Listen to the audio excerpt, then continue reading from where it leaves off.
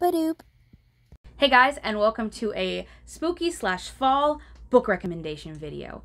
I asked some of my friends who are actually booktubers themselves, who I watch and trust, to give you book recommendations for the season. So without further ado, these are some books that we recommend. Hey everyone, my name's Chad, and Arielle was nice enough to invite me to take part in this fall October themed recommendations video. So we was all supposed to pick out one book that we thought worked really good for fall, and the book that I picked out was the graphic novel Batman Scarecrow Tales. So this book is kind of an anthology. It's a collection of Scarecrow stories, from some of which are kind of from the earlier aspect of Scarecrow's comic career, and then some are more modern, which is kind of why I selected it, because the theme of Scarecrows has always worked really well for October, because it's just like this menacing presence in the background that just always tries to scare you and is always lurking in the shadows. So I thought that would work really good for a story. And then I also think that the fall themed aspects of this book, especially with it being multiple anthologies, makes it work really well for if you like more modern horror stories. It's good. If you like more of the 80s camp, there's a bunch of those in here too, so it just kind of works great for any type of reader. However, I did want to add another recommendation because Scarecrow Tales is fairly rare, so I'm also going to recommend As the Crow Flies. This one's a lot easier to find. I really enjoy it because it kind of takes the Scarecrow story and makes it into a monster story, so it's kind of like a slasher, and kind of like that presence where something's kind of just in the back killing people, just kind of watching them and you don't know why, and like it's kind of really suspense and you don't know at what moment the person's going to get killed. So I really like it too, so that's why I picked both of these to be my recommendations for fall. Hey book peeps, so for those of you who don't know, my name is Kayla, and I was asked to do a clip here, give you some recommendations on a horror novel, or well, I guess not really horror, but like a Halloween vibe recommendation. So I'm going to change it up a bit, and I'm going to say The Hellbound Heart by Clive Barker. This is a novella, so it's super short to get through, and it's very gory. So that's right up my alley. That's my jam, okay? So there's these brothers, and one of the brothers decides to move into the house for a little bit. He's basically squatting because the house is originally going to go to his brother and his wife, but in the meantime, he's kind of squatting in this house, and he is looking for the ultimate pleasure life or other planes of existence can offer. Okay, he's on that pleasure train, okay? He wants all the pleasures in the world. And he gets it, kind of, but not the way he expected to get it. So his brother and his wife move into this house. So far, his brother is unheard of. No one knows what happened to him, but he's out of the picture for now. So they move in, and somehow it brings the brother back, kind of. And we start to unravel what he did, and the wife's infatuation with her brother-in-law. I don't think I actually did a review on this book, and it sounds weird to me saying it out loud, but it is a good novella. I really loved it. Also, if you don't know, there's an adaptation. Clive Barker made an adaptation of his book, and it's called Hellraiser.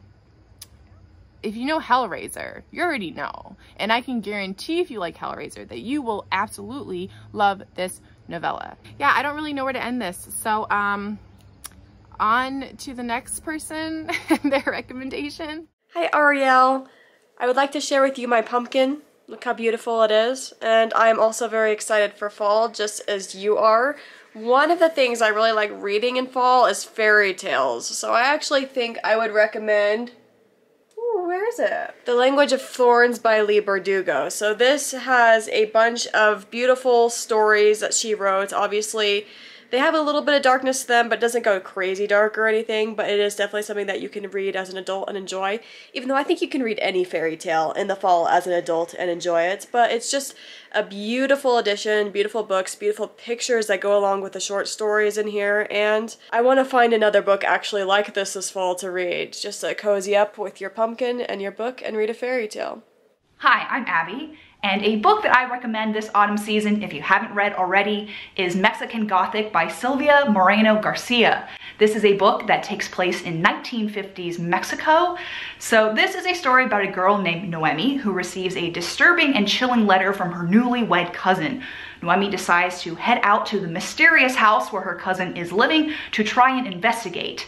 And while she is there, she discovers things that are more disturbing and chilling than she ever could have imagined. So does Noemi and her cousin make it out of the house alive? You'll just have to read the book to find out. So this has all of your spooky, haunted house, Crimson Peak vibes, if that is the mood that you are feeling this season. The visuals in this book are stunning, amazing. When I was reading this book, I felt like I was watching a movie. So if that is the mood that you are feeling this autumn season, then definitely check out Mexican Gothic. I don't think you will be disappointed. Hello friends, my name is Steve and I'm from Steve Talks Books and Stuff. First, I want to thank Arielle for inviting me to contribute to her fall video. It's very nice of her. I was honored to be included in the invitation list. And the idea was that we were supposed to recommend a fall or horror type of book, some fall vibes. So the funny thing is, I didn't read this book in the fall, but it reminds me of fall because it's a horror book. So I'm a big short story fan, and this book has a special place in my heart. And that book is Nocturne, a collection of dark tales written by H.B. Diaz. And this book has a special place in my heart because I had not read a short story collection in many, many years. And I picked this book up almost on a whim. I saw it on a list on Twitter of independent self-published books. I thought, that looks interesting. It's really short. I should check it out. And I did, and I was hooked. And I love every story in this book. There's a wide variety of different types of stories. It's one of those books that you pick up and read and you can't put down, and you take it with you everywhere until it's done. It was one of those types of reads. And I actually had the chance to talk to the author and ask her about her experiences and how she started writing. And she actually sent me a signed copy of the book. And this book she sent to me and signed it, and it has a special place in my heart because of that. And it's a book I absolutely loved. And I got to talk to the author and got a signed copy of the book. So it's just very, very special to me. And because it's a horror book, it reminds me of fall. And if you're into short stories or into good horror stories in general, give Nocturne a read. It's a great read. So many great short stories in it. It's like I said, it's a wide variety. So there's something for everyone here. So give it a read if you haven't already. That's my fall vibes type of book. I hope you all enjoy it. If you do, check it out. Let me know how you enjoy it. Thanks again to Arielle for inviting me and to including me in her collaboration video. I am truly touched, and it's great to be asked. I've never been asked before, so it's really special to me that I was asked at all. So thanks again, everybody, and enjoy the rest of the recommendations. Hi Arielle and everyone over at Reading and Whatnot. I'm thrilled to be asked to recommend a spooky book, and I've just finished one last month, which is this gorgeous middle grade book called The Haunting of Aveline Jones. If you're looking for a perfect little ghost story and lovely autumnal or fall vibes, all about Halloween, this is actually set around Halloween in a small Cornish fishing village on the coast of the UK. And Cornwall, if you know it, is just in the winter absolutely wild. It's the Cornish coast is where lots of smugglers and lots of wild storms would happen, and that's where Penzance is, where you hear about the pirates of Penzance. So that whole coastline has got a rich history of all sorts of seafaring history, and Aveline Jones goes to this small Cornish town in October, and it's Halloween. And in the summer, these towns are full of tourists, and they're bright and they're amazing and like full of people. But in the winter, when all the tourists have gone home, they're quite empty and desolate. And she's gone to stay with her aunt. and she finds a book of ghost stories in a bookshop and her adventures begin. I'm not going to say any more than that because I don't want to spoil it, but this for me is a perfect spooky October read. If you do enjoy it as well, there is a second book called The Bewitching of Aveline Jones, which came out in September this year, and all about Aveline's encounters with witchcraft. So yeah, this is perfect spooky autumn reading. Okay, so my fall spooky vibe book recommendation is going to be The Sun's Book Club's Guide to Slaying a Vampire by Grady Hendrick. I love this book so much, but super quick summary before we get into it.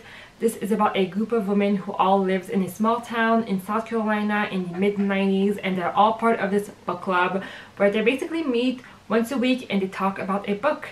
And it's normally a true crime book, mystery book, which was really fun to see as a true crime lover. But then one day there's this new man who moves into town, which at first he seems very charming, very nice. The women are very drawn to him, but as they get to know him, we realize that he may be keeping some secrets, and then some weird things are happening into town, and it all seems to be pointing to this new man who might or might not be a vampire.